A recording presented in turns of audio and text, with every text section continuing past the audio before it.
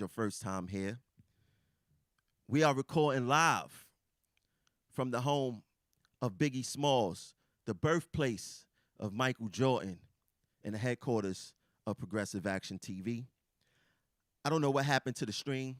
It just cut off for no reason, but we're back. But I want to start off this live. I want to make it clear to you guys.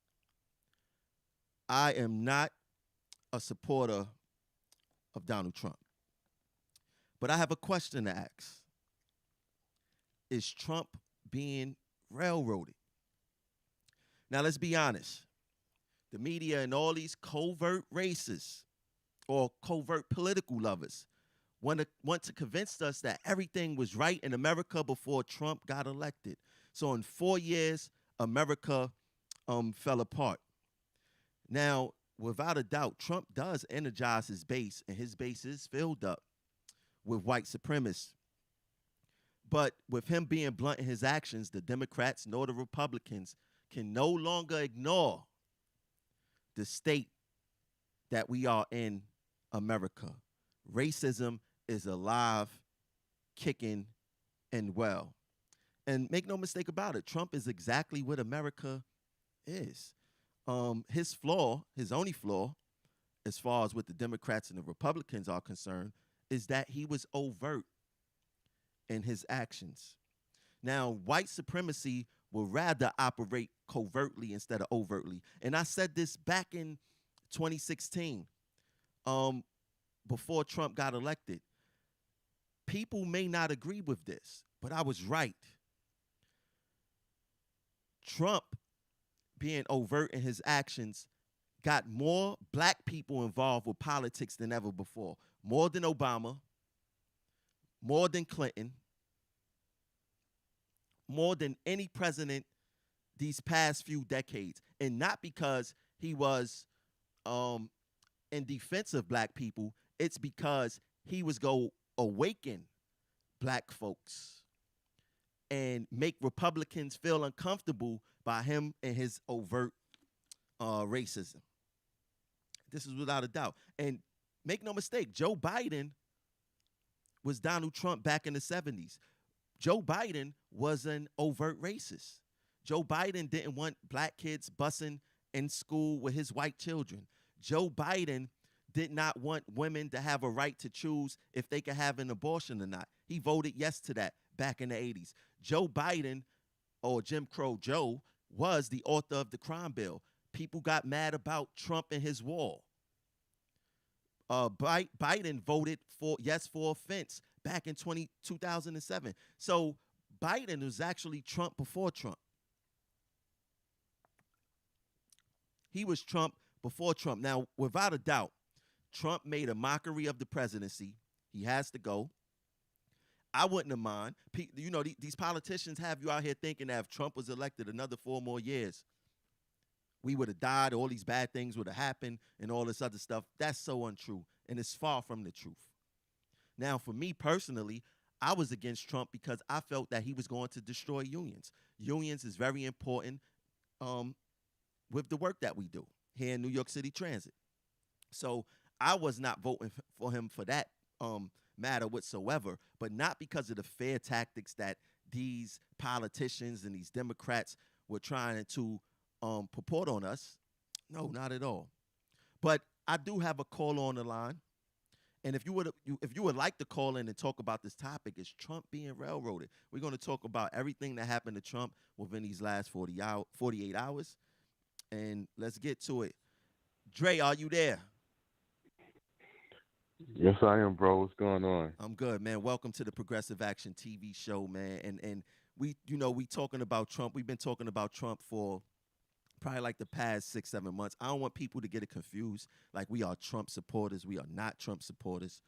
I look at us as just being objective, looking at the facts, examining the evidence, and making conclusions, not based on what media give us, not based on what these politicians tell us, but based on us examining the evidence and making our own conclusion. Oh, definitely. Um, I mean, I think So it's hold on. important to go back to. Before we start, though, I just want to ask you the title question. Do you feel Trump is being railroaded? Oh yes, definitely. I mean, um, feelings aside, emotions about Trump aside, it is what it is. I mean, I think it's anybody who puts their emotions and feelings towards the man aside and just look at the situation knows that he's being railroaded. So definitely, I 100% he's being railroaded. I mean, us as black people, we know when somebody's being railroaded. We done been railroaded our existence in America. So, That's a fact. We, just we because we don't, if anybody could go point ahead. out being railroaded, it could be is us for a fact. Oh, definitely. I think you got to go back to the beginning of the whole Trump presidency. You go back to 2016. What we got to understand is that Trump is not an insider. He's not a part of the establishment. You know what I'm saying? So they never thought this dude would become president from the beginning. And when he did become president, it was like they was trying to, see if he was gonna, get with the program. But Trump is his own person. And, we people may not like the individual or like his rhetoric, but he's the first quote real president that we've had in years, meaning that when somebody comes into office that already is a billionaire, they got money, they got nothing to lose, they're not behold to special interests, they can pretty much do and say what they want to do. And that's what you got from the Trump presidency. You got somebody who wasn't behold to anybody. Um, and, in his rhetoric, obviously, Trump is a nationalist. He's about country first. Um, so from that point on, yeah, they was out to get him.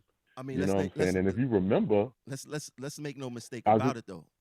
Nationalists, right? Nationalists uphold mm-hmm. white supremacist ideologies. Oh, definitely, definitely. But I think I've heard you said it a couple of times too.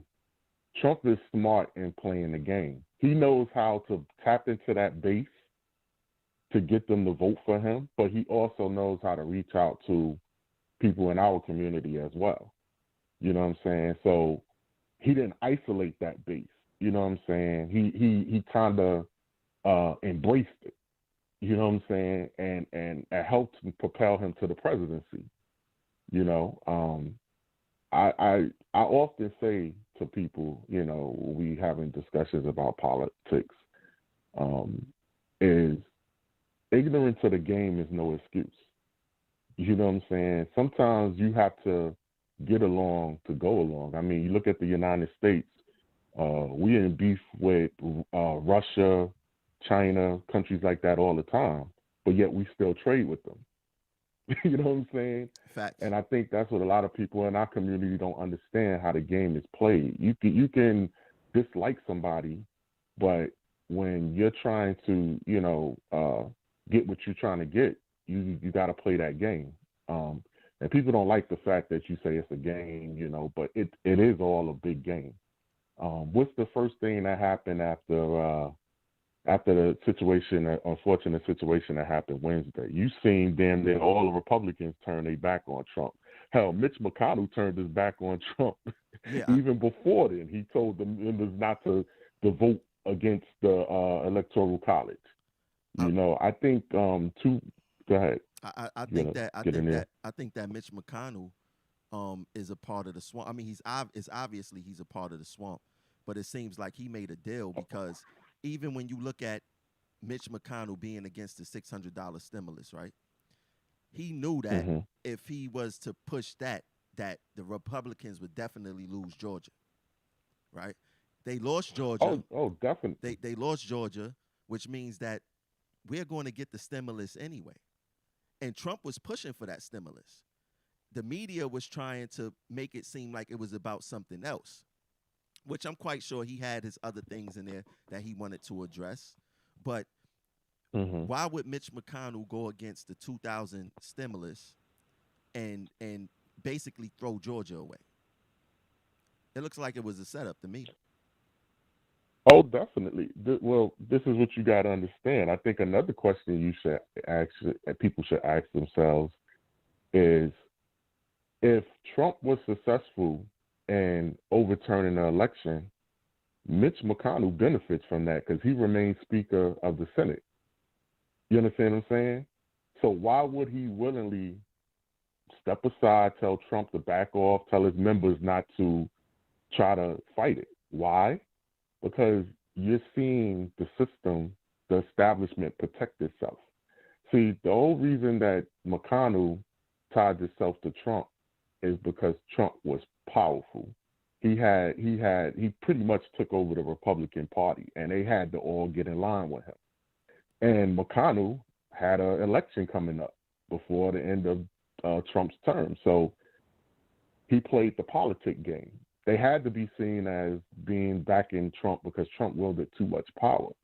But just as soon as they deemed Trump not having the power no more and realized that, you know what, we don't need this guy no more, they jumped off that Trump bandwagon real quick.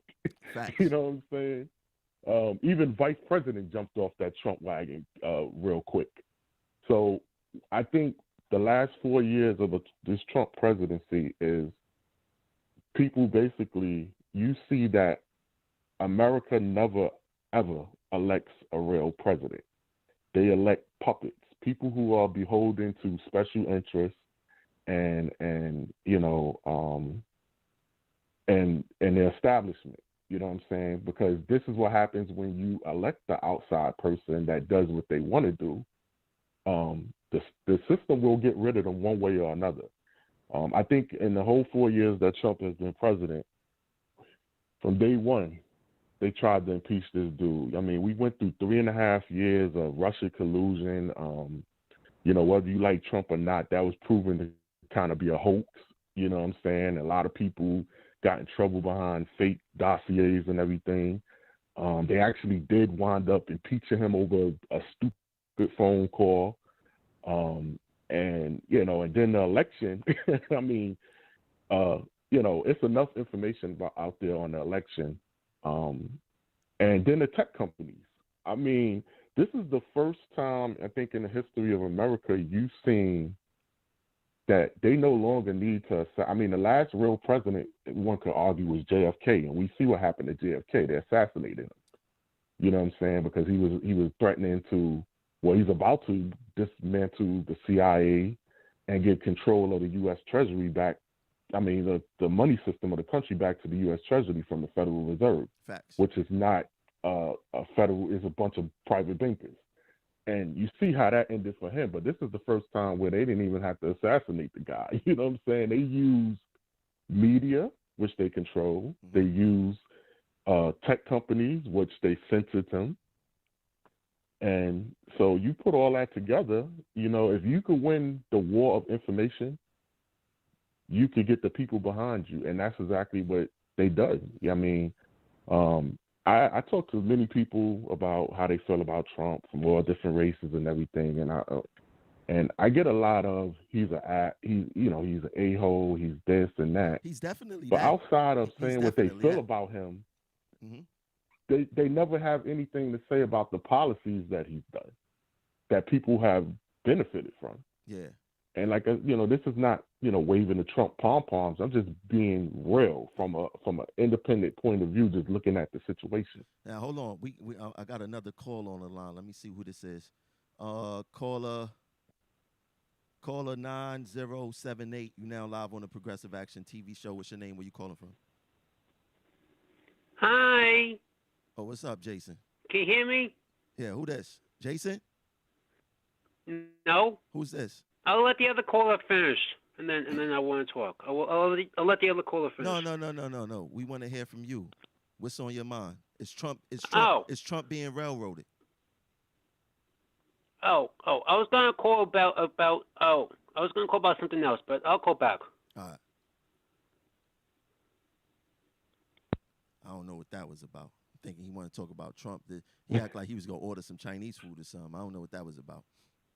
But yeah, finish saying what you're saying. Well, let me ask you this. Hello? Let me ask you this, Go ahead. right? Mm-hmm. All right, Trump lost the presidency, but he didn't lose by much. I personally believe that he lost because of the coronavirus. If it wasn't for the coronavirus, we would have had 4 more years of Trump. And do I think that? And my stance on another 4 years of Trump, like I said, I wasn't against it. I wasn't against it because of media fear. I was against it because of his stance with unions. But I believe that Trump 4 more years would have been better for black people as far as making us aware of all these political things that go on and even how America is. Now, one of the reasons we decided to have this discussion is because, basically of what happened during his speech when I'm gonna call them tailgaters because they wasn't the militant Proud Boys. These was the same people that you would see at tailgates at football parties. They were sheep, I believe. And I want to examine the video. Did you see the video that led to that? That led to the breaking into the Capitol. Yeah, did you see the video? I've seen a few videos. I mean, I've seen videos where you clearly see the Capitol Police letting them through. I seen a video where you see the Trump supporters actually shouting that the people that were breaking in were Antifa, and they actually was fighting them off. So what we got to understand is, people, when you bring up situations that, this was a setup, everybody automatically says, oh, people with their conspiracies. I just would ask, they got the vaccination that just rolled out. And how many people, say, oh, I'm not taking that vaccination. They're trying to do something to us. Why is that a conspiracy, but them setting up something to make this dude look bad, not a conspiracy? Facts. I mean, if you look at the history of the world, this has been done over and over again. I mean, you got to look at who benefits from this. Now, what's going on since Wednesday with all that foolishness happened? I was sitting there observing, and I said to myself that Trump will be a fool if he talks at that rally, because I knew once he was done and he fired them people up, all they had to do was go to the Capitol and something happened, and they was going to blame it on him. You know what I'm saying? And sure enough, that's what happened. Now, from that, it's ironic that it happened right in the middle of them, discussing the Electoral College vote. After everything cooled down, they did it in the middle of the night. All the people that was with him pretty much were, they painted them into a corner to where they had to change their vote now because it made them look like they were insensitive to the violence that happened earlier in the day. So now they had to go against Trump. And now we see that they're trying to impeach this dude with only 13 days left. I mean, and the reason that is they're neutralizing him so that he can't run for office again, because if he gets impeached, he's ineligible to run again in 2024.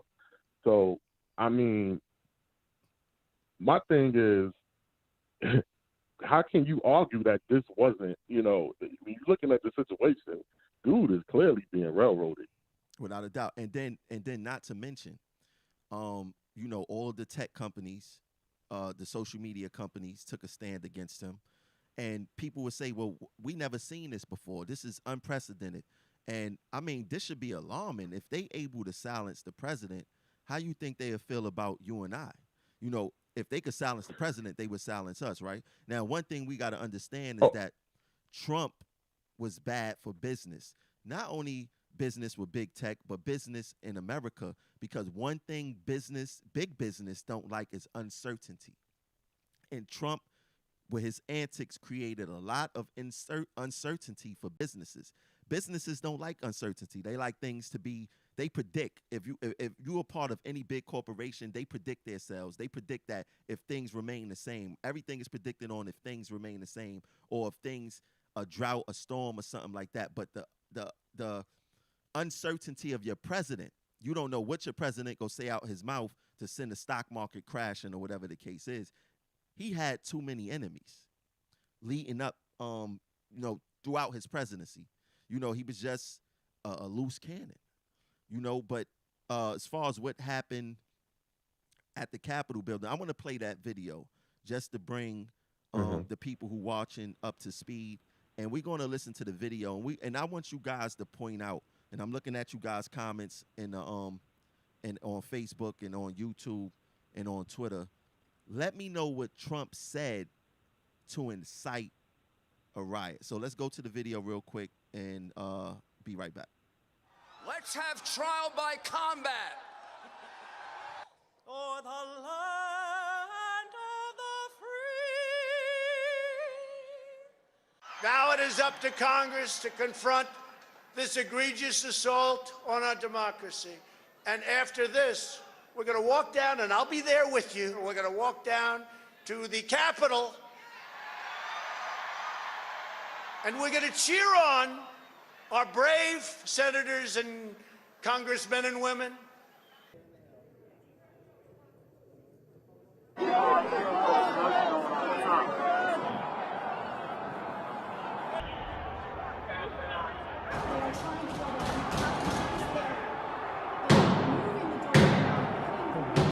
Pause. Protesters are in the building. Thank you.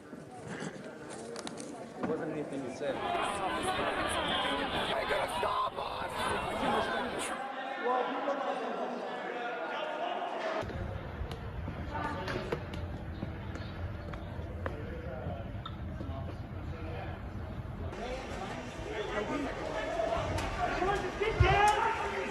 They want us down.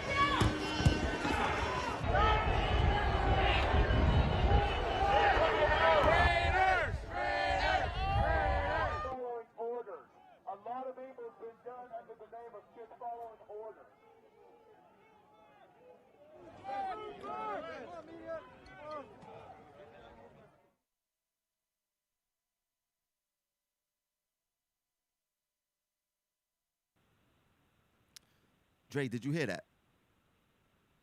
Yeah, You was definitely. You was able to hear that. Now, I want to make clear to what Trump said, and this is what the media been putting out there. He said, we are going to walk down to the Capitol and cheer on our brave senators, the men and women. Where in that sentence would cause a riot? Did you hear it? Because I didn't.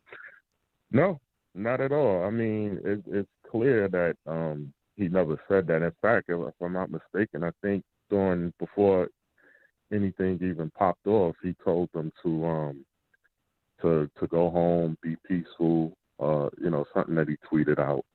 But in the clips that you played, there one time that he told them to go down there and act up. He told them to go down there pretty much and chill on the brave senators. But again, when you look at the dynamics of everything that's going on, just think about the people that we encounter, that we talk to. You know what I'm saying?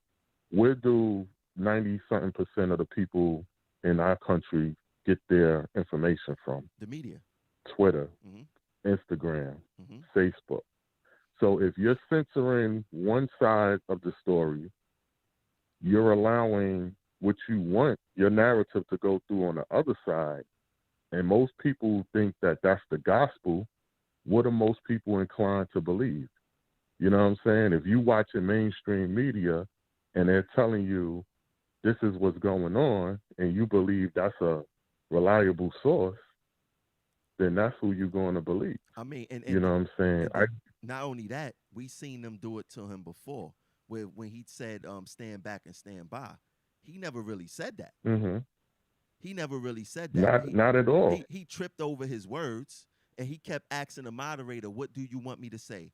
What do you want me to say? Let me know what you want me to say, and I will say it. I would say whatever you ask me to say, and I would say it. And he tripped over his words, and the media spun that and said that he told the Proud Boys to stand back and stand by. I mean, and to be honest with you, I believed it when I first seen it. And when I rewinded the tape, and I said, hold on, he didn't say that. But by that time, the damage was done. Now, I'm all for, holding people accountable for what they said and what they done. But I'm not all for the twisting and the lies of what people didn't say. And that's why I said, Trump was railroaded. I mean, they putting things in his mouth that he never said. Not one time did he say, go to the Capitol, and if we don't get the result that we want, we're going to turn up and turn out. He said, we're going to the Capitol to cheer on, I guess, the people who he thought was on his team. But little did he know that they were setting him up. Now, I'm going to say this. That They were setting him up. yeah, when they was going through, when they decided to make this move with him, because there's videos out there of the Trump supporters actually pulling Antifa people away from breaking the property and things of that nature. And we must understand how human nature works. Most of humans are sheep. If they see somebody do something, they're going to do it too. So if they see 10, Exactly. 15 people running to the Capitol and there's no resistance, guess what? They're going to do it too. So when you see these guys in the Capitol taking podiums and smiling and sitting at people's desks and smiling, without a doubt, they was there not to cause havoc, but it's like tailgating. And I'm gonna say this: they people use these definitions that people don't know. Oh, he pulled the coup. You cannot pull a coup without the military involved. Any coup that was ever pulled, any coup that was pulled in any government in any country, the military was involved. These people wasn't even organized. Yeah. Not to mention, when you pull a coup, usually the general or the commander of the military is the one who takes over. Facts. Not an elected politician. So I just want to go back to let's go back to this past summer, right? Mm-hmm. We've seen a whole bunch of rioting and looting going on in the name of George Floyd, right? We've seen pretty much, if you want to break it down by parties, we've seen Democrats refuse to disavow the stuff that was going on. We've heard numerous politicians say, oh, that's people just frustrated, mostly peaceful protests. We've seen a whole city in, I think, Portland, occupied, Seattle, occupied. They made their own little city within the city. And Trump kept saying, yo, as long as the governor or mayor of that city or state call me and I'll send the National Guard in. But they resisted, right? Because the optics is everything. People got to remember, optics is everything. If people see that on TV, you know what I'm saying, they form some kind of opinion based on what they're seeing, especially if they're not seeing the whole picture. I remember the sis that got on TV, I believe it was Tamika Mallory, right? Mm-hmm. She said, yo, we going to burn this mother effer down, right? Mm-hmm. We've seen all of this. Mm-hmm. But the minute, and it's coming out that a lot of the violence at the Capitol were Antifa instigators because they got facial recognition that they done been able to identify a lot of them as Antifa instigators. Facts. The same ones that took over the BLM movement in the summertime. But let's be clear. When see, now they see what it feel like, right? Because when we was going through our pain and our struggle during that time, they was calling us terrorists. Oh, it wasn't Antifa, it was the Black Lives Matter and this and that.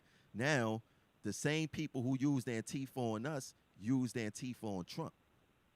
Right? Now all that stuff happened. Mm-hmm. What they didn't plan for, what they didn't think was, how would it look with a whole bunch of white folks, because it was like 99% white people there, and the white so-called police that was there, how they interacted with the rioters, the terrorists, whatever you want to call them, right?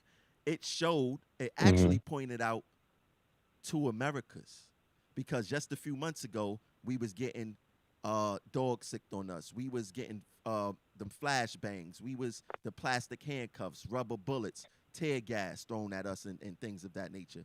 In this situation, you seen the police taking pictures with these people. You seen the police helping them down the stairs. You didn't see not one use of force except for the female who decided to jump through the window because she was definitely being sheep. She think that she was going down there to protest and she ended up doing something foolish and ended up getting killed. They pointed out something in America that they will not be able to ignore moving forward, in my opinion. And that's the relations between black people and the police. Oh, definitely. I think there clearly is a difference. Um, but I kind of look at it from a different point of view. I look at it as the same people are controlling both sides of the equation. I forgot it was a movie. I mean, it might have been Amistad or something. I forgot. It was one of the movies about race. And the people were living together in harmony. Black, free slaves with white folks, and it was in like they was in Nova Scotia or something. And what happened is you had outside forces that wanted to take control of something. So what they did is they went to the white folks and they told them, "Yo, y'all letting these black people come and take all your jobs." And they stirred them up, and then they started attacking the black folks, right? Mm-hmm. So I'm looking at the situation from that point of view.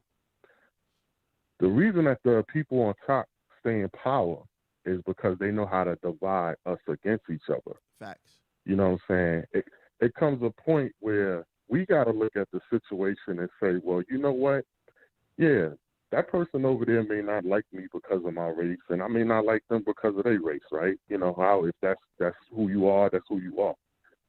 But at the end of the day, there's a group of people at the top that's controlling both strings.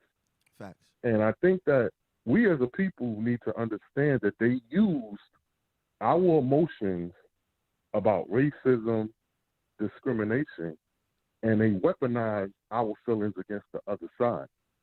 And don't think that if they could use us for their purpose, they could use somebody else against us for a different purpose. You know what I'm saying? Yeah. It goes both ways, like you said. It's a slippery slope because at the end of the day, when they no longer need to use us, what happens to us? Facts. And we got to make it clear that Trump wasn't for black people at all. You know, he catered to his base. Where he said he was probably one of the only presidents that said that they was going to do what they were going to do. He carried out his mission for his base.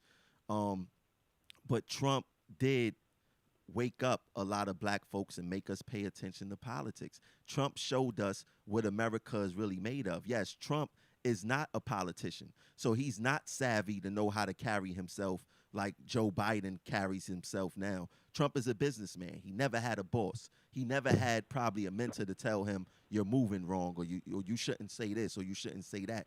Trump is the average bosses in America that are white supremacists. He is that.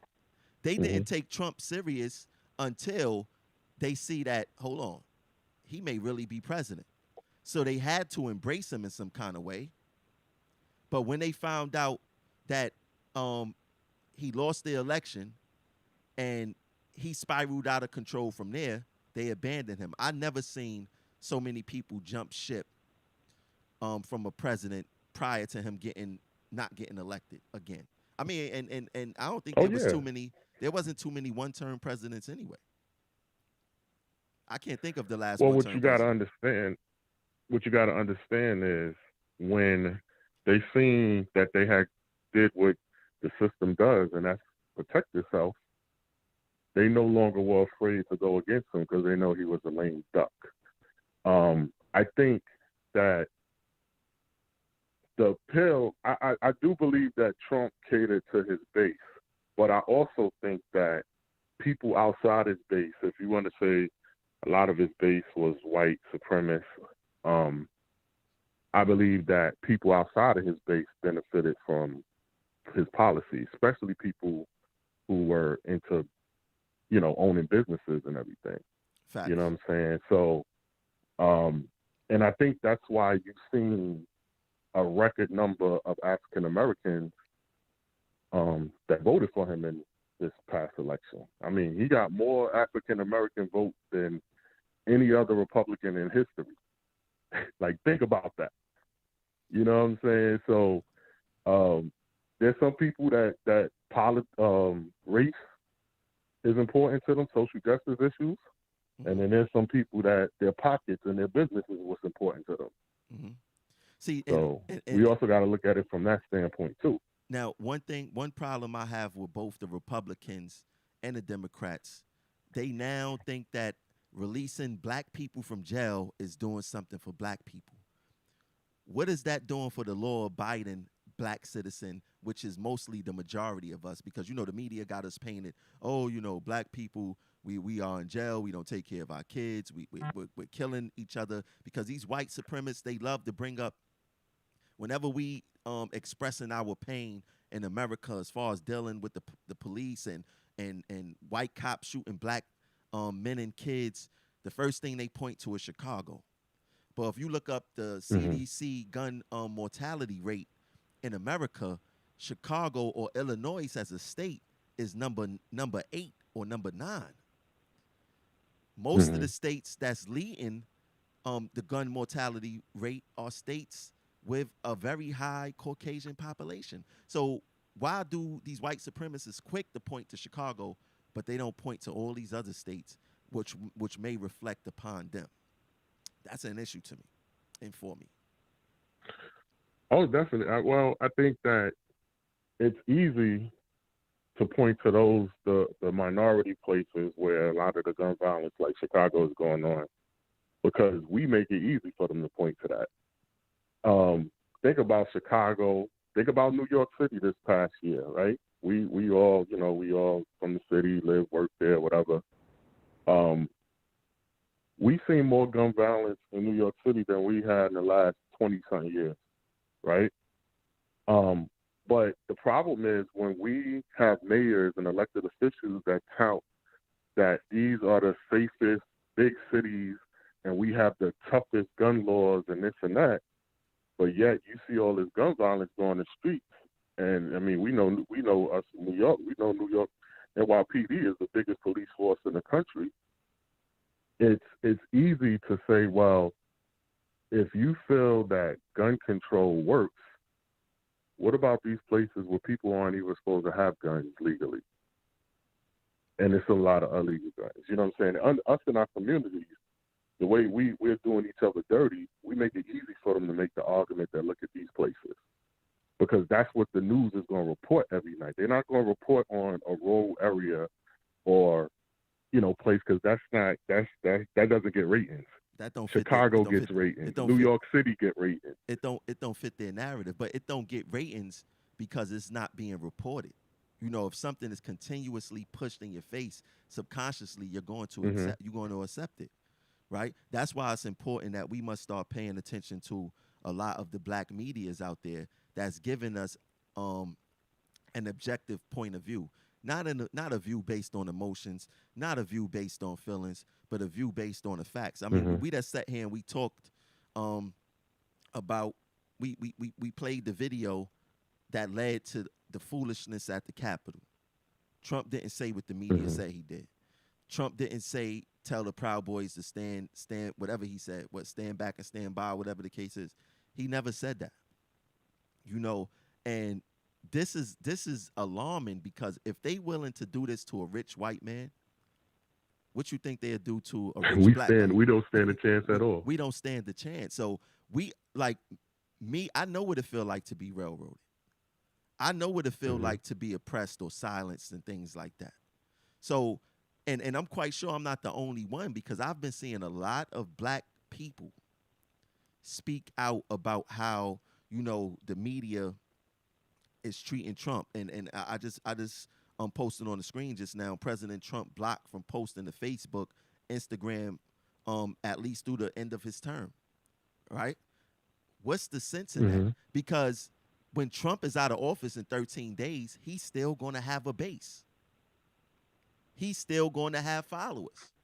And he's not going to have the restraints. Oh, definitely. He's not going to have the restraints of the presidency behind him. Now he's going to be who he really, really, really want to be. So if we thought we seen Trump before, we're going to see Trump 2.0 in 13, 14 days.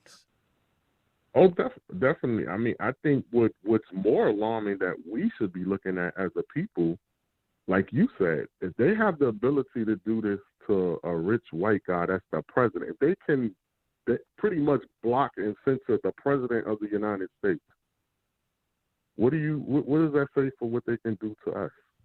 I mean, here's my thing. If people want to get down to politics and they want to choose a side. You want to be a Democrat or Republican, right? What you got to understand is, in theory, you have to have opposing viewpoints because opposing viewpoints keep each side from going too far to the left, too far to the right. They meet in the middle, compromise. Nobody gets everything what they want. But think about this now, we have one party rule now. One party controls everything. And the last time we had that was the beginning of President Obama's presidency, where the Democrats controlled everything, and they didn't get nothing done, really. You know what I'm saying? But now we have that again. But we have a Democratic Party with an agenda of things that they want to get done, and I would like to have our people understand that everything that they're trying to put out there ain't going to necessarily benefit us as a people. That's a fact. You know, that's a fact.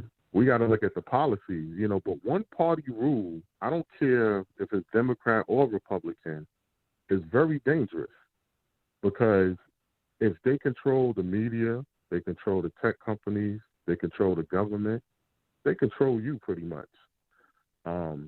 And we got to be careful what we ask for. I mean, it's all good when the people you feel are in power have the same ideology as you do.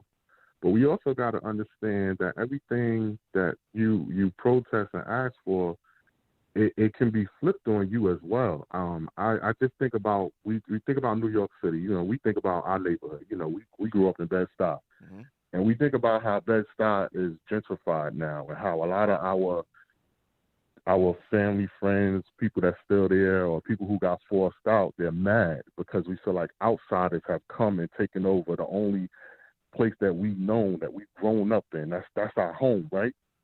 But remember, in the 80s and 90s, we protested to live in other areas, affluent areas of the city of Long Island, where they didn't want us to.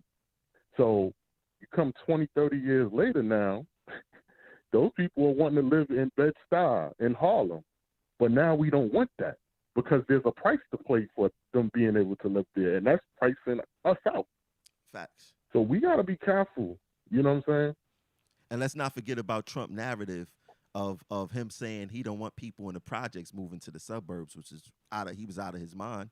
But once again, he was speaking up for his base. You know, he was representing his base. So and believe it or not, some of his base are black people that's in that predicament. You got black people that don't want to live around other black people because they won't feel like they made it. The psychology. Yeah. Oh, definitely. Definitely. Self-hate is a real thing. Yeah. You know what I'm saying? The psychology is crazy, man, and it is what it is, bro. But these people, when it comes to our people, black people, I don't understand why we love the covert races, but we hate the overt races. I don't get that. Like, how can you hate Trump, but you love Biden? And then you make excuses for him. He changed. Well, how you know he changed? I made this analysis the other day. I told somebody this. We all seen the movie Django. We know the house Negro is the most loyal Negro there is as far as to the master, to the slave master. And I hate to say this because I know I'm going to get flack for saying this, but that's that's the mentality that a lot of our people have. You know, they got to protect that at all costs because they feel like as long as they protect that status quo, they'll have a little bit of scraps. Mm-hmm. And we got to think on a bigger level of just having a little bit of scraps. Having a little bit of scraps is us being loyal to one party and feeling like, oh, well, with this party, we'll get a little bit, rather with the other party, we won't get nothing at all. Mm-hmm. You know, that's small thinking. Facts. You know what I'm saying? If all the great black scholars and historians and civil rights people thought like that, we would have not had any progress over time. So we got to stop thinking to you know, believing that the status quo is okay, as long as we get a couple of crumbs out of it.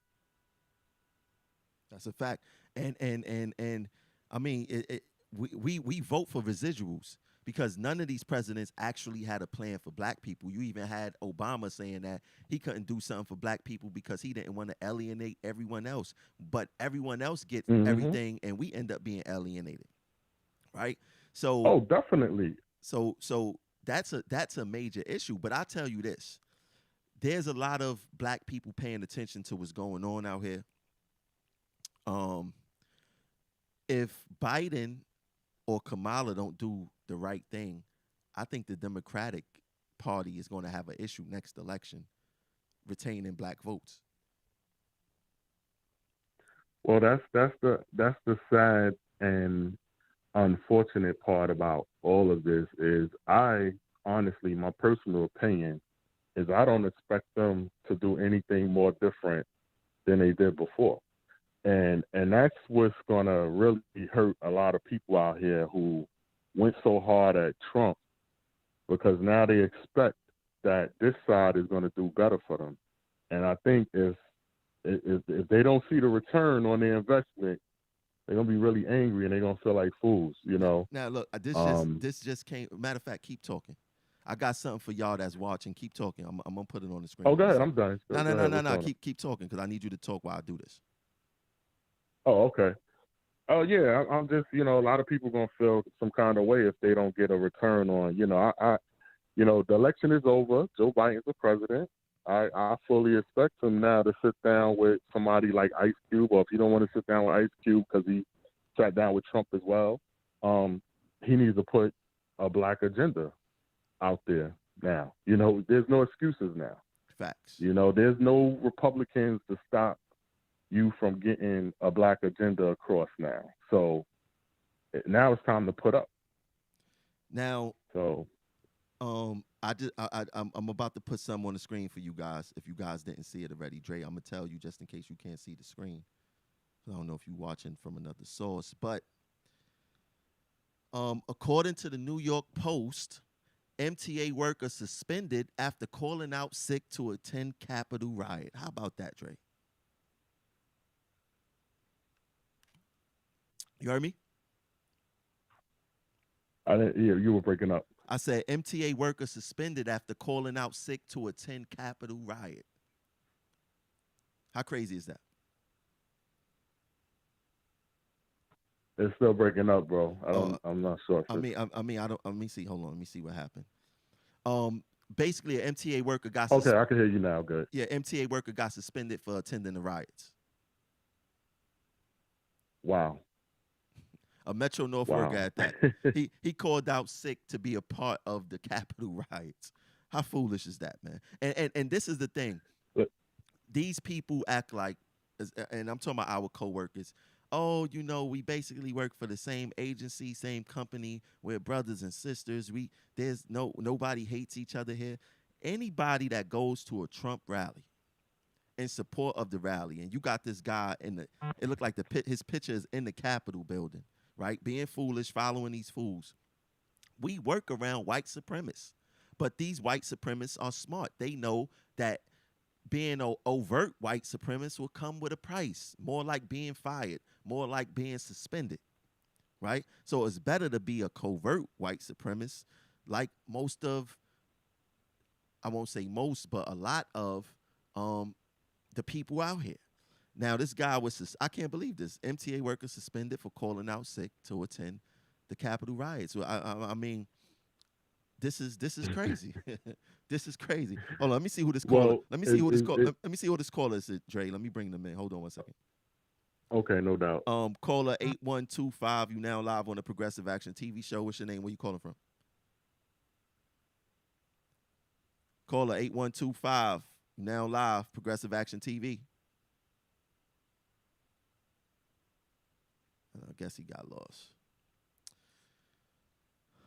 Yeah, go ahead, Dre. This is crazy though. Nah, I just was gonna say that, I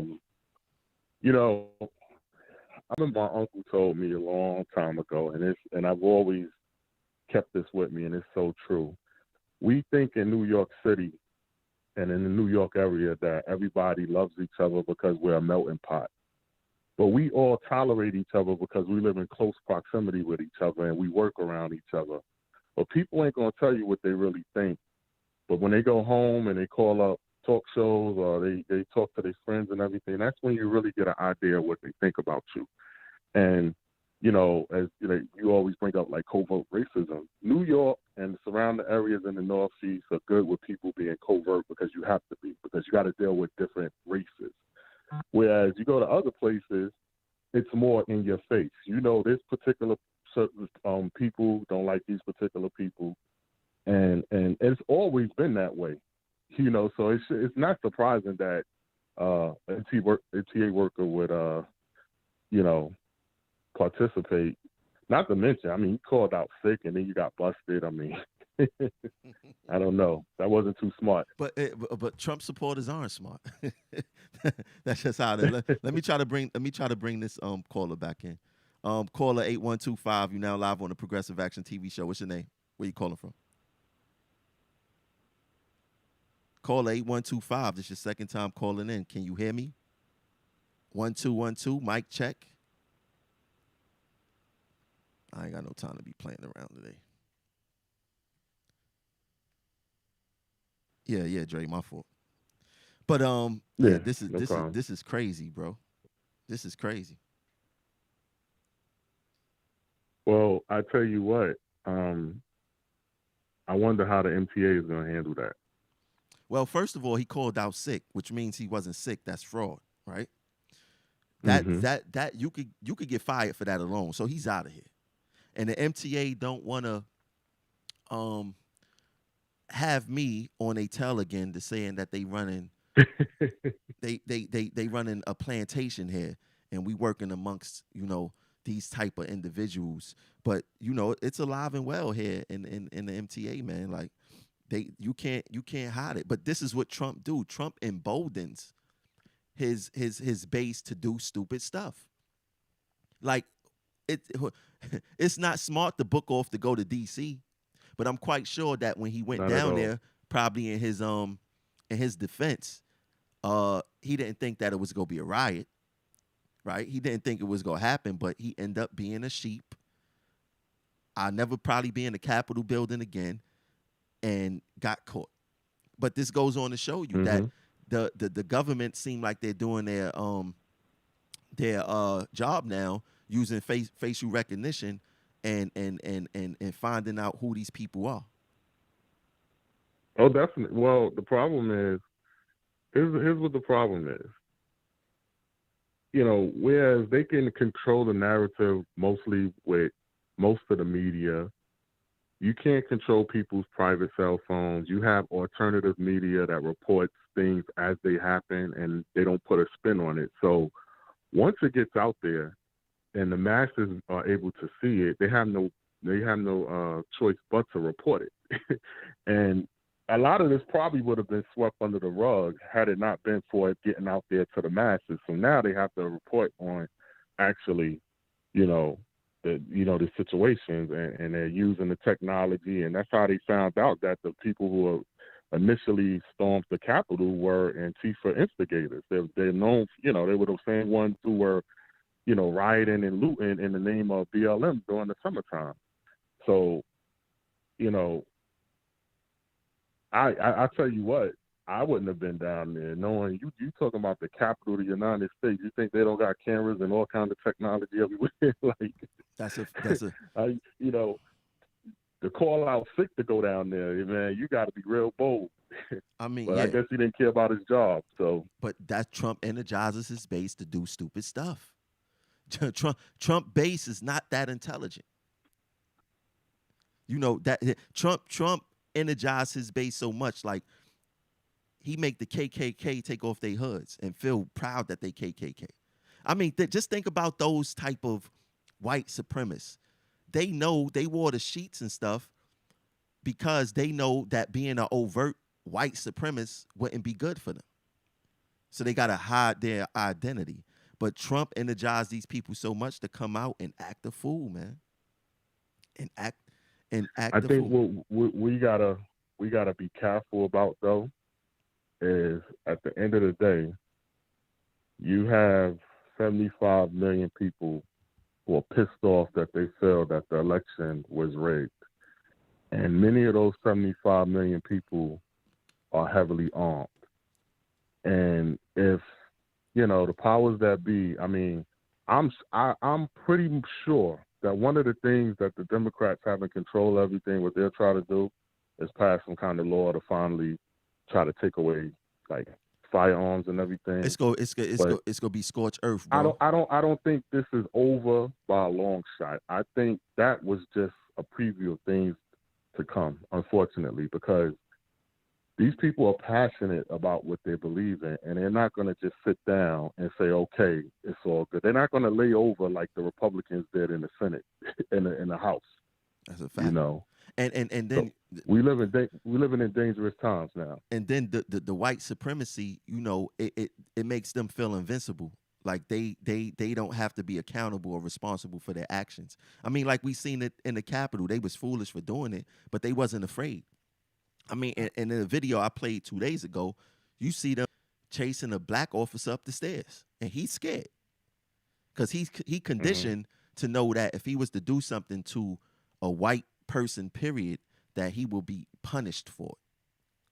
So he'll rather run. I mean, I seen black people get shot for way less. Because if it was the roles was the opposite way around, the roles was the opposite way around, it would have been shots fired, man down. Without a doubt. Let me see if I could get this call. Oh, definitely. I think one of the worst things that Nancy Pelosi and Chuck Schumer can do right now is continue this fight with Trump. I mean, she's pushing to pretty much impeach this dude next week. You got to know when you've won the battle and to leave it alone, because by her doing this, she's just egging on people to want to do something. Overkill. Yeah, overkill. You got to know when you won and to fall back and wait till the next battle. Yeah. You know what I'm saying? This is why, like I said earlier in the show, we got to understand that these people are part of the power elite, and they care about power, and anybody who goes against them, they will destroy. And as you see, this is what they did to Trump.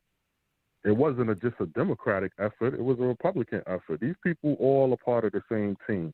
We get caught up in their little debates, the back and forth. So this party has power, this party has power.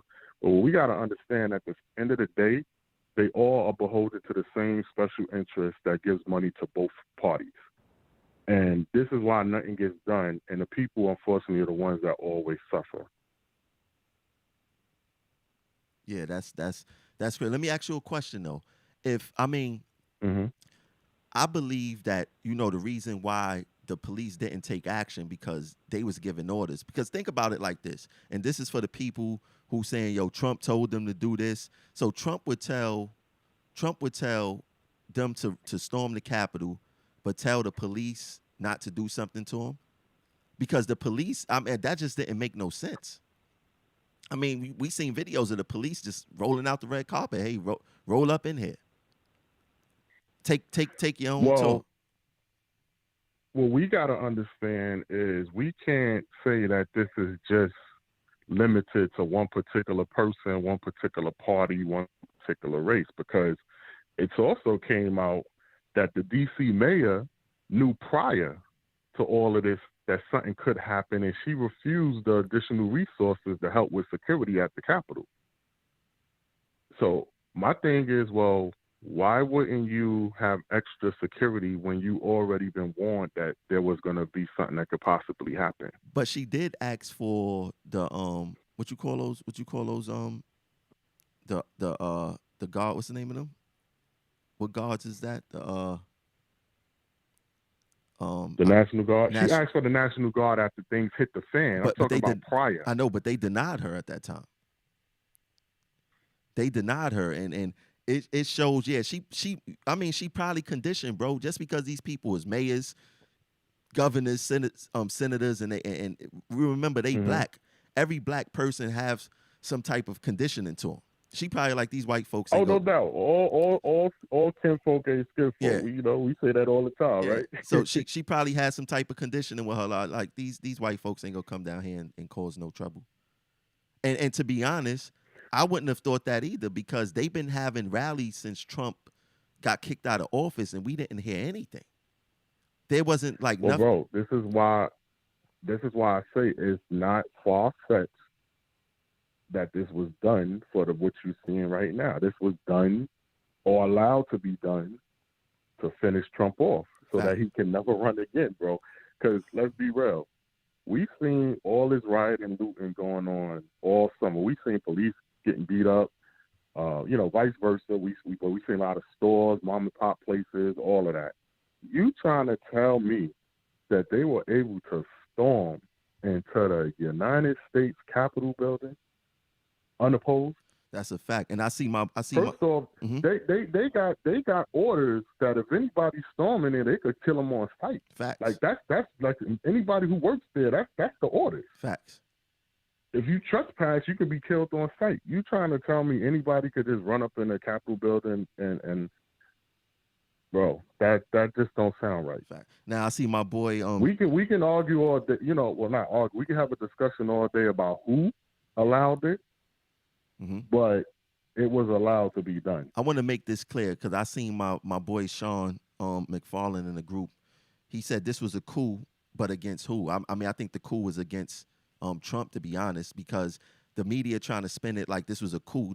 You can't be a coup without the military being involved. It's not. These was just a whole bunch of rioters, if you want to call them terrorists, because we don't know what their plans was when they did, if they were to reach council person or whatever the case is. We don't know what their plan was. They possibly would have hurt them, do whatever, but this is not a coup by definition at all. In order for it to be a coup, the military must be involved as a show of force. These people wasn't even militant in the way that they were moving. They wasn't strategic. Well, here's the thing, like Trump or not, he's intelligent enough that if he wanted to carry out a coup, why are you going to wait 14 days before you're about to leave office to do it?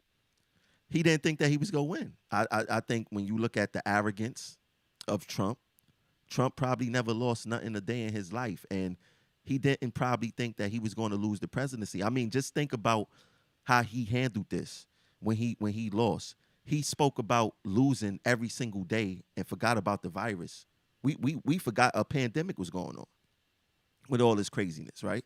So he wouldn't have pulled it at that time, but he know he can't pull that off. You must be in charge of the military. The military must break away. Oh, The military must break away from the government in order for a coup to take place. This was nothing but a whole bunch of I think part of it is that Michael Flynn, the Army guy, he pardoned them, but I think by that time, it was too late. You know what I'm saying? I think part of the problem is you got to understand when we talk about deep state, look how many people people would probably say that were in Trump corner has turned against him in the last couple of days. Facts. So you had deep moles that were already embedded in his whole administration. So, like I said, the system protects itself. They played along, but they also kept him in check from doing certain things that would be not beneficial to their ultimate goal. You know what I'm saying? And we got to understand the games that these people play. They play the long game. You know what I'm saying? They don't care how long it takes to meet their objective, as long as their objective is eventually met. Facts. You know what I'm saying? So look at the whole, Joe Biden's son thing, the Hunter Biden thing. Bill Barr had that laptop for how long? A year, a couple of years. He knew that this dude was doing some grimy stuff, and yet it came out after the election, and he still didn't do nothing about it. You know what I'm saying? And I think that's when Trump realized that Bill Barr was grimy. That's why he got rid of him. But by that time, it was too late. So when you look at everybody, look at his vice president. He thought his vice president was going to hold him down. That's a fact. He didn't hold him down. And I want people to understand when you're dealing with a coup d'etat, I think that's what they call it. The full name of it. The military is involved. The military is involved. Not a whole bunch of the Proud Boys and none of that fake militant stuff. The military itself is involved. If you research Yes, it has to be involved. If you research 'Cause any type that's of the coup, muscle. if you research any type of coup, the military is involved. This wasn't a coup. This was a whole bunch of out of control white supremacists, tailgaters, whatever the case may be. They was not militant at all. I mean, these guys was in there taking podiums, smiling and taking pictures with the police. That don't happen in a coup. Mm-hmm. You know what I'm saying? Well, I think if we're gonna say there was a coup, the coup was getting Trump up out of there and making sure he'll never be president again. That was the coup. That's exactly. That's why I named the show is Trump being railroaded, because everybody's saying, "Oh, the coup, he tried to pull a coup." No, the coup was pulled on him. Mm-hmm. The coup was pulled on him, and the facts are the facts. We may not like Donald Trump. I'm not a fan of Donald Trump. I'm not a fan of Joe Biden. I wasn't. I was a facts are the facts. I was a fan of Obama before I educated myself, and I definitely stopped being a fan of Obama when he killed Gaddafi. So I'm able. I don't claim no political party. I claim being objective, looking at the facts, because this is the truth right here. Republicans is not always right, and Democrats is not only always wrong, and vice versa.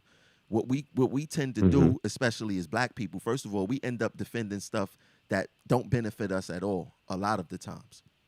You hear black people defending Biden. I don't understand why. Biden is Trump before Trump. Biden did more to hurt black communities before Trump. And the first thing you seen when Biden was running against Trump, oh, he changed. How you know he changed? He changed. How do you know he changed? Oh, because he ran with Obama. Okay, what did Obama do for black people? Obama couldn't do nothing for black people because of the Senate. But Obama had 2 years to do something for black people, because he in the same situation that he had the same situation that Biden had right now, I believe, right? But the thing is that in politics, people know how to play the game. You think that Biden didn't play the game with Obama? You think that part of playing politics is playing the game? Act like you like people sometimes. Hey, how you doing? You know, you're the best and this and that, and I'll run for you, I'll vote for you, I'll be by your side. You think that Biden didn't benefit from being Obama vice president? He benefited a lot. Definitely. He got to clean up his image with black people, and now he's the president. Exactly. You know what I'm saying? Exactly. You see what I'm talking about? He know that if I support a black president, they will forget what I did in the 70s, 80s, and 90s. Right? That was his play. That was you know what's very interesting to me about that is, I can understand the younger generation because they wasn't around. But when I see people from our generation and older who lived through the crack epidemic and seen how it ravaged our communities all throughout the country and how it mass incarcerated us at an unfair rate compared to, our counterparts in the suburbs who was using drugs but was using it in powder form instead of crack form. And yet they can somehow try to justify that now, like it didn't happen. That's what kind of it amazes me. Like they defend that, Yeah. That wasn't good. That took out a whole generation of us. And then you have black people saying they running with this one. Oh, a lot of black people was complaining about the crimes in the community. Okay. Black people complain about poverty. Black people complain about education. Black people complain about healthcare. What was done for that? Oh, black people were saying the crime was up, so Biden and they created this crime bill. Well, where are the bills for education? Where's the bills for economics? Where's the bills for healthcare? Let's not keep preaching white supremacy narrative, because they got a lot of you guys fooled. Was crime the only thing that black people complained about? And then y'all saying, well, we asked for it, we got it. No, we've been asking to be treated fair and equity for a long time. But whatever supports white supremacist narratives, we tend to run with. And that's what we got to stop with as a people. Listen, nobody is for us. If we want to be for us, we have to be for us. Yeah, you'll have people that cater to us to give us residuals, but we're not getting what we truly deserve here. we never got nothing that we deserve here. When you hear these black politicians saying that, Trump got to get out of here because we got to return back to normal. What does return back to normal mean for black people? Oppression? When was America ever great for black people? Don't point to after the civil rights era, because nothing really changed after the civil rights era. And people will be like, the civil rights movement wasn't exclusive for black people. It protected sexual orientation, if LBGT, it protected all of that. It wasn't exclusive to blacks. That's what killed me. Like, when we talk about these narratives, none of these narratives fit us, foundational black Americans, or black people in general that's working in this country. There's nothing to benefit us. Everything is some type of residual effect. You know what I'm saying? And when you got these politicians making these tax laws for the rich, they not stupid. They know who's mostly rich in this country and wealthy in this country. It ain't people of color. And I always tell you guys, there's something called collateral damage. You could be on the good side of collateral damage. You could be on the bad side of collateral damage.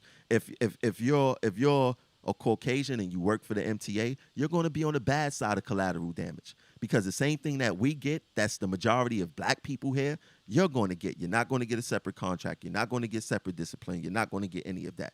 If you're a part of the collateral damage where you're part of the wealthy, you're rich, you're going to get a tax break, but you're going to be the minority in that section. It's going to benefit mostly white people, because these politicians is not going to say we're going to give tax breaks just for white people. They just not going to do that. It's not the day and time for that. They know that will ostracize them. Look what happened to the owner of the Clippers when he got caught talking reckless about black people. All the owners ostracized him. But as soon as Colin Kaepernick decided to kneel, what happened? Nobody said anything. They cared about blacks because this white guy talked about, he called us monkeys or some craziness like that, the Clippers guy, Donald Sterling. But when Colin Kaepernick took a knee, they ostracized him. Now, the black people could have got the power back in the NFL if they would have went on strike and stood together. There's no sports without black people. Besides maybe hockey. Nah. But there's no football without black people. There's no basketball without black people. Two of the biggest sports in the world. There's no soccer without black people. Black and brown people. You know what I'm saying? But we don't know how to stick together. We look at us getting affected as it being individualized. It's your problem. It's not our problem. And we got to change that perspective. That's what's so important with the black media. I think that's what's lacking with us. And the black media explains this in detail. So when you listen to Professor Black on YouTube, or you listen to Jason Black on YouTube, or you listen to Tariq Nasheed, those are great black platforms to listen to understand what's really going on, and to get a real message, an unbiased message, a truth message that you could Google and look for yourself and make a better decision than having white media give you the narrative and you run with it. And I say all these things unapologetically. Yeah, I think we have to control the narrative in our communities, and that's part of the problem why people can come and prey on our feelings and emotions on certain social justice issues to get us to vote for them. And then when they get our vote, they never come back and do what they say they're going to do. No, we have to change that. That's a fact. That's a fact. And we gotta understand that the Democrats nor the Republicans are for us. And another thing is that, the war has changed a little bit on blacks. It's not only on black people specifically, but if you working poor, if you middle class, there's a lot of people, nationalities, and races that fall within that. Right? So because the wealth gap has become so large between the middle class and everyone else that it ostracized more than black people. Right? So as a people, we got to find a way to unite, because the war is not only against blacks no more, it's against everyone.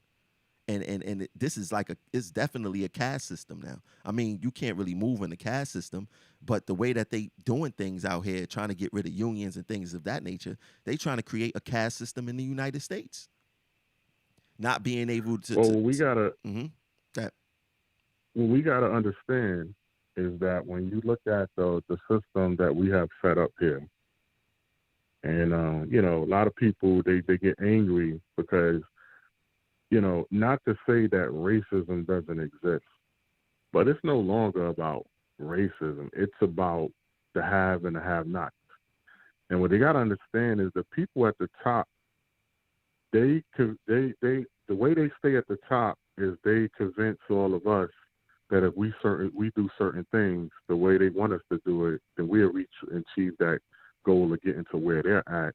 When in reality, the majority of people are not going to get to that level, because the system ain't set up for everybody to be rich and live that lifestyle. So part of what they do is they keep us divided down here at the bottom. You know, that's the working poor, you know, the ones who just working to get by, you know, and that's how you protect the system. You know what I'm saying? That's how white supremacy is all about protecting the status quo. Facts. You know what I'm saying? Facts. And that's what we got to understand. And we got to understand that it comes in different forms. Because at the end of the day, don't think that, you know, the white supremacists at the top of the chain won't sacrifice their own to keep power. That's part of the game. They have nothing against sacrificing their own to stay in power. That's a fact. Because by any means necessary. That's a fact. That's you know, and like you were saying, you know, everybody is not designed to be rich. This system is not made for everyone to be rich, because someone have to clean your home, someone have to clean the streets, someone got to take out the garbage. You know, that's just how society is. And even dealing with white supremacy, even in slavery times, I think about some of the things that, you know, my grandmother used to tell me. And a lot of old folks, they say, "Oh, this thing, good things come to those who wait." That's so far from the truth, and that was told to us during slavery times, along with, if you pray for something, you would get it. So yeah, you don't have to go out there and work. You don't have to go out there and hustle. If you pray, you're going to get it. And while you're praying, you know, good things come to those who wait. I know your prayers wasn't answered at that time, but keep waiting, because the good thing is going to come. And then while they was telling us that, they was out there going to get everything. They kept us docile. They kept us in the home. They kept us lazy, and made us think that praying and not being active is going to get you everything that you want, while everything was being taken from us. This whole and it's funny. Mm-hmm. It's funny that you say that, because that's the same thing that applies to Joe Biden. You know, they convince us by accepting him and forgiving him for his past. Somehow we're taking the moral high road while they continue to, behind the scenes, to do us dirty. Facts. We're gullible people. You know what I'm saying? We're always trying to please somebody. We're always trying to, you know, they got to understand that the world that we live in, that's what you're trying to achieve at this point in time is not the reality of what we're living in. Facts. You know? Facts. I mean, what I would say is this, like, going back to the title of the show, is Trump being railroaded. I truly believe Trump is being railroaded. They talk about he tried to pull a coup. I think the coup was pulled on him. He's too dangerous for big business. Once again, businesses can't operate over uncertainty. It drives them crazy. And Trump actions, you didn't know what to expect from Trump from day to day at times. And I get that. And he didn't go along to get along. He was a guy who never had a boss. He don't respect politics. He's a businessman, first of all. He don't respect politics. He probably never did. This has probably started out as fun for him, and it ended up being real. It's just like you giving a child a whole bunch of money. You tell him to go to the game store, he's going to go crazy. Like, you really going to give me money to go in the game store and go wild? Yes. And that's what Trump is. Trump is a big child. He's a narcissist. He's a white supremacist. He's everything that they saying he is. But we must be clear. Getting rid of Trump is not going to fix anything for black people. And that's what we must get through our head. Getting Trump, impeaching Trump, whatever the case may be, does nothing for black people. What Trump showed us is that racism is alive, well, kicking. It's in politics. It's at our jobs. It's in our societies. It's with our neighbors. Because a lot of people lost friends. If you look on Facebook, a lot of people saying, "Oh, I lost friends about Trump." I had a friend, like a lot of people lost friends over politics this year. Why? Because of Trump. Mm-hmm. Whether people agreed with Trump, whether people disagreed with Trump. I mean, even at our job, coworkers, we have coworkers who I worked with every single day make all these crazy comments about black people. And this guy used to speak to me every single day.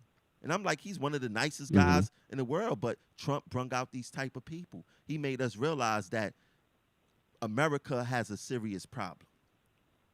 And America has yet to reckon with that problem.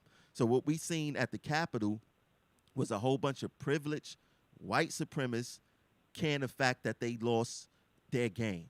And Trump wanted to take his ball and throw it over the fence and not go out gracefully and call next. All right, you lost, bow out and wait your 4 years, build up your base more, because it's obvious he got a base. He has 75 million people vote for him. And this probably the most energized 75 million voters ever in the history of elections in the United States. You know, so. Yeah, you know what's funny? I was just thinking, I wanted to ask you a question. Would you think that Joe Biden, let's be real, somebody who has diminished cognitive ability, got more votes than Obama? What you think about that? I see now. This is the Trump effect. Look, I'm gonna tell you, this is the Trump effect, right? Trump built his base up off of doing things for them, being a white supremacist, being about big business and things of that nature, right? Trump energized his base by doing that. On the other hand, the people he was opposing used what Trump was doing as a fear tactic. Basically they were saying if you vote in Trump for another 4 years, you're going to die. You better go out there and vote. It's very important that we go out there and vote. If you go out there and vote, Trump is going to do some horrible things that no president has ever done. And I can't think about what Trump ever did bad to black people while he was president. I can't think of anything that he done bad to blacks as president. He said a lot of crazy things. I can't think of nothing he has done bad, right? Whereas Biden has done bad things, right? But when you try to compare, or if they say going back to your question about why Biden got so many votes too, was that they used exactly what you said they used. He ran with Obama. So in some form or fashion, they made this thing like he's the second coming of Obama because he ran with Obama. And then he actually washed himself running with Obama because they was like, Joe Biden had to change because he ran with a black man, and it worked on black people. And it was the whole fear tactic that the Democratic Party pulled. Once again, if you vote Trump in, you're going to die, basically. If you vote Trump in, all these bad things is going to happen. I mean, Trump was talking about bringing jobs back to America. Why do we got jobs overseas? Trump put something out there because a lot of these big companies were moving their jobs out the country and benefiting off of America and got their bases overseas. He's saying, no, if you want to do business with America, your company has to be in America, right? So everything that he did wasn't bad, and everything that the Republicans did wasn't bad. Everything that the Democrats did isn't bad. But like I was saying, matter of fact, we all enjoying after George W. Bush and Obama, we talking about 16 years. We enjoying like $2 gas. We never thought that would come back again. Because after Obama, gas was crazy, right? Gas was crazy under Obama. But we that's why I don't claim a political party, because when you claim a political party, you tend to defend the bad as well as the good. You can't be objective. Yeah, that's fact. Right? So that's the problem. You can't be objective when you claim a political party, right? So when people talk about Candace Owens, I don't agree with everything that Candace Owens say, but she say a lot of truth stuff too. I'm not supposed to agree with that because I'm a Democrat. I can't go out there and publicly say, you know what, Candace Owens is right. As a Democrat, I can't say that. So I don't see the sense or need to claim a political party if it's going to silence me in some kind of way. I prefer to be a person that deals with the truth and the truth only, being objective. Yes, I'm not afraid to say that Candace Owens say some good things sometime and she say some horrible things sometime. Same thing with Biden. I don't disagree with everything that Biden did. I don't disagree with everything that Trump say. But that's the whole beauty of being objective, is saying that, you know what, all these people got good points, but you normally go with the person who fits your agenda. What are you doing for me? But the agenda needs to change to what are you doing as us. Before we get off, Dre, I want to bring on this caller. I want to see who this is. Caller 2071, you now live on the Progressive Action TV show. What's your name? Where you calling from? Hi, I'm calling from Savannah. Savannah, Georgia. What's your name? Kenny. Kenny from Savannah, Georgia. What's on your mind? Let me ask you a question. Do you think Trump is being railroaded? Yep. Being railroaded? Heck no. You don't think he's being railroaded? All right, explain your point. He has not been railroaded. He just he gets in here in the White House, promises all this stuff. Don't do a thing for the people. I'm talking about for the people. I'm talking. Don't do anything for the people. Case in point, immigration. I don't know why the heck he built that wall. Because a wall doesn't do anything but cause more trouble. Let me ask you a question. And more problems. Let me ask you more problems. All right, let me ask you a question. Yeah. Do you support Joe Biden? Yeah. Okay, did you know in 2007, Joe Biden signed a bill instead of building a wall to build a fence? The only difference between what Trump did and what Biden did was that Trump built the wall, as in Biden built the fence. Were you aware of that? No, and I really don't care about. And frankly, what he did. That was then. This is now. But I'm looking forward. Hold on. I'm looking forward. All right, go ahead. I'm looking forward instead of looking back at what he did. That's what the problem is now. That some people always they go back and they nitpick at different things that they did in the past. But you just, especially candidates. But you just bought. So at what point? At how many years do it take for you to forgive someone? Because Biden just did that in 2007. We talking about 13 years ago. He signed a bill for that 13 years ago, right? So we're not talking about in 1813 or 1807. We talking about 2000. We talking about 2007, right? So Biden, you just said that Trump built the wall. I just told you that Biden built the fence. But you quick to forgive Biden, but want to hold Trump to the fire. I'm just trying to understand your reasoning behind this, because they are one of the same. One built the wall, one built the fence. Trump didn't feel that the fence was good, but so he built the wall. Okay.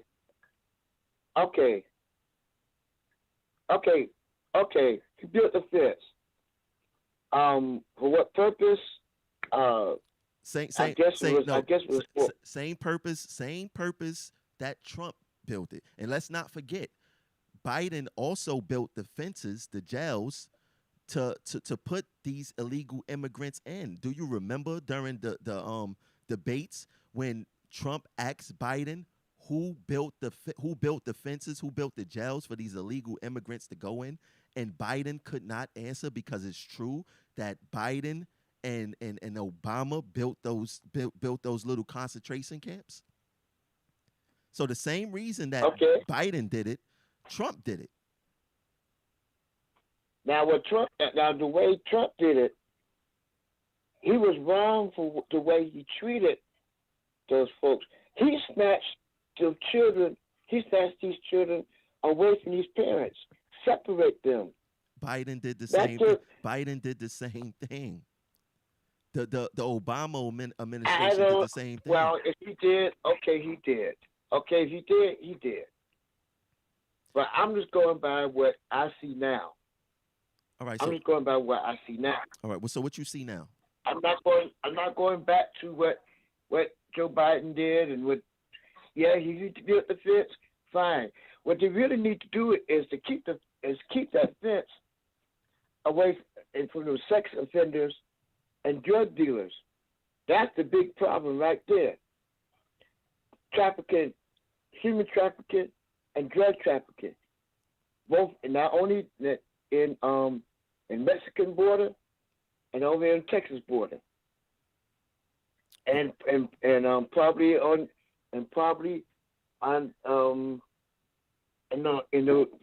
the sea, from the different islands. Okay. You know?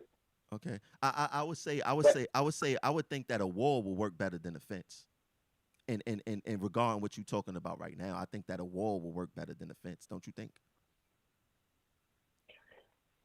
And I'm just being objective. Don't think that I'm a Trump supporter, but I want us to understand why we support and who we support. And I don't want us to say we supporting Biden. You throw a shot and say that Trump did X, Y, and Z, and I tell you that Biden did X, Y, and Z, and then it's like, oh, no. I want you to keep the same energy. Let's be fair. Let's be objective, and let's call a spade a spade. Did you know back in the 80s that Biden voted for a bill so women wouldn't have the right to choose if they wanted an abortion or not? Did you know that? I didn't know that. All right. So look, now whenever this is brought up, the first thing Biden apologists say is, oh, that happened in the 80s. But you want to know what? They blame Trump for appointing a Supreme Court justice, that she may do it, but Biden actually voted for it.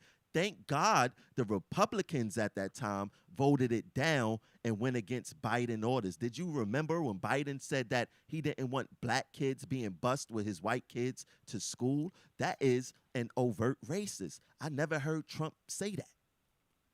Right? I don't believe and I don't believe that these type of people change at all. I think that if we would have found some stuff with Trump in the 60s with a KKK hat on or a Nazi swastika on his shoulder, we would have used that against him today. So if we would have did that to Trump, why can't we do that for Biden? Okay. Let's be objective. Let's be objective then. Let's be objective.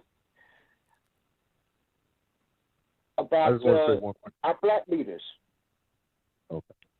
There are some black leaders who did some dirt just as much as I'm calling spade. Like you said, I'm calling spade a spade. There's some black leaders who did wrong just as much as they did. So there. Who? Nobody is exempt. Who? Nobody is exempt. Let's be specific. Who? I'm talking about any of the black leaders. I mean, I'm not disagreeing with you. I agree. You know, everybody did something wrong, but that don't mean that we should forgive and forget. Now, hold on one second. Andre is on the phone with us. He would like to say something. What you got to say, Dre? I just wanted to say that, going back to what the brother just said, as far as forgiving Biden. You know what comes to my mind when I hear that? When they tell black people that we should just forget slavery and get over it. You know what I'm saying? We're not going to get over it because to this day, there's still remnants and there's still issues that we're suffering because of it. Yeah. You know what I'm saying? Slavery is something, I know so slavery is something given this task to Biden. Yeah. We can't do that. Yeah. Because because the minute somebody tell us that we should just get over slavery, oh, we ready to erupt behind that. Facts. Oh, well, I agree with you on that one about slavery. That's something that should be talked about, especially with this new generation coming up now. I don't know what you call it, X generation now, or I don't know what kind of generation you'll call them now. Well, let me but ask you. This generation now, you have to educate them. Kenny, let me ask you a question. With all due respect, how old are you? I'm almost 60. You're almost 60. Okay, so you've seen a lot in your lifetime.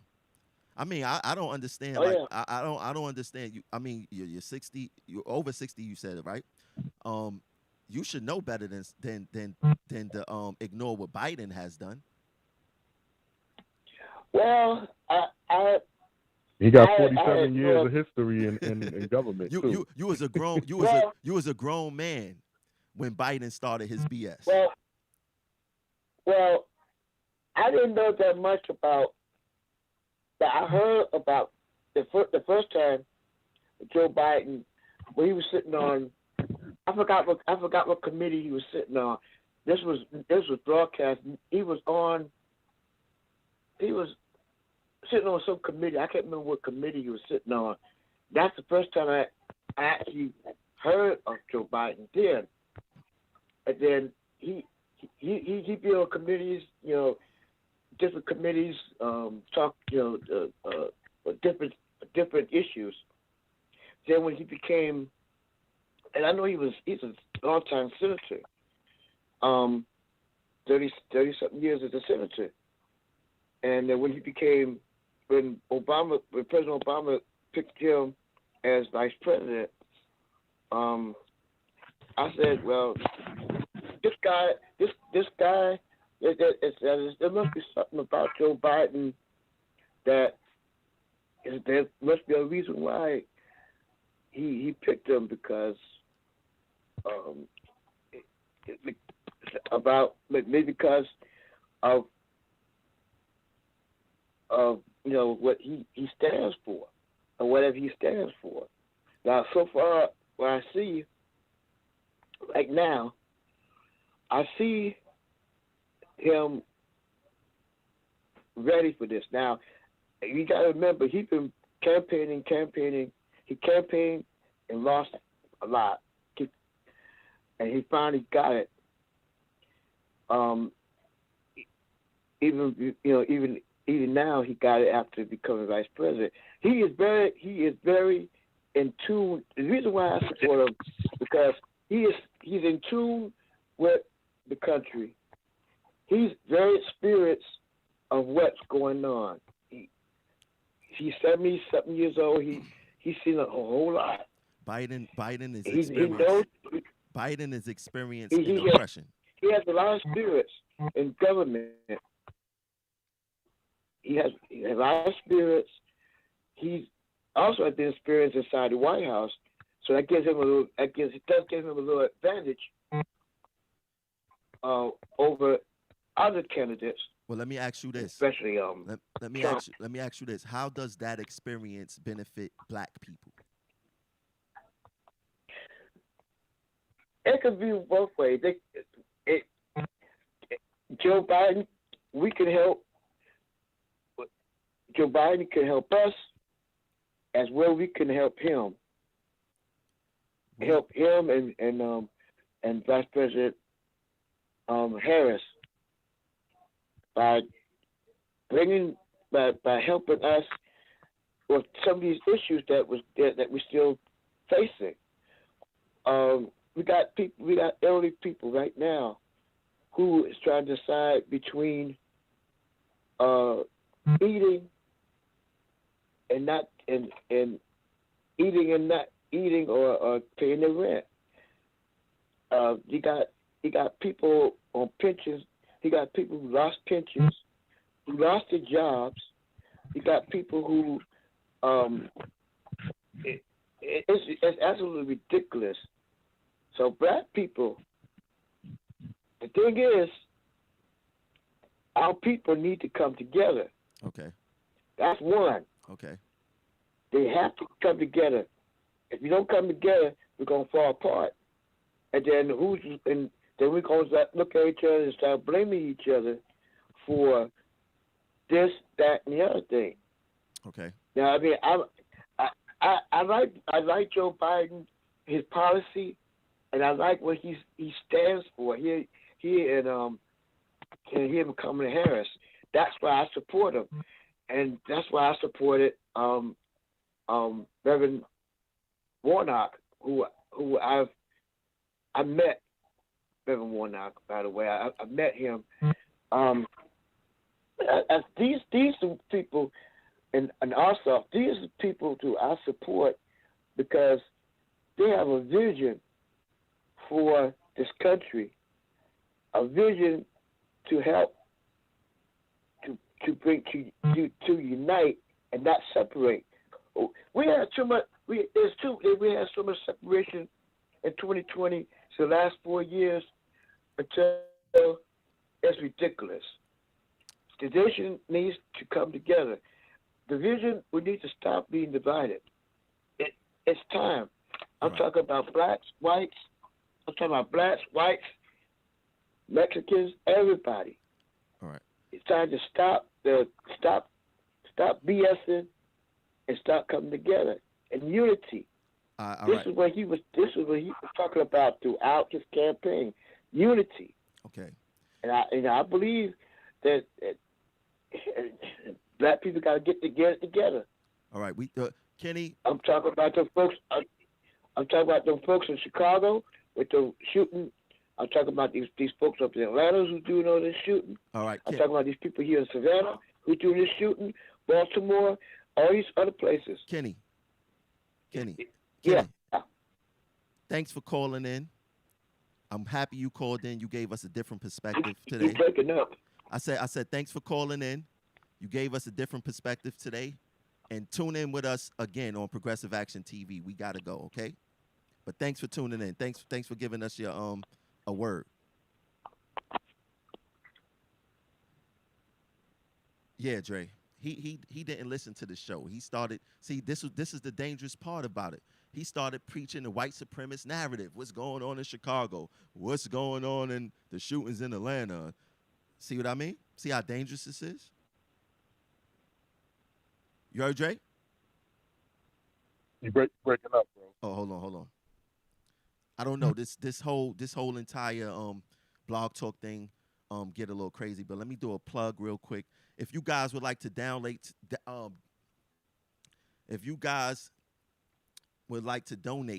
to the Progressive Action TV show, you could donate via Cash App Progressive Action 100. You could also donate via PayPal. The PayPal is Progressive Action. And in the link of the video on YouTube and on Facebook, there's something called Patreon. You could donate via Patreon also. But thanks for tuning in to the Progressive Action TV show. We catch you guys later.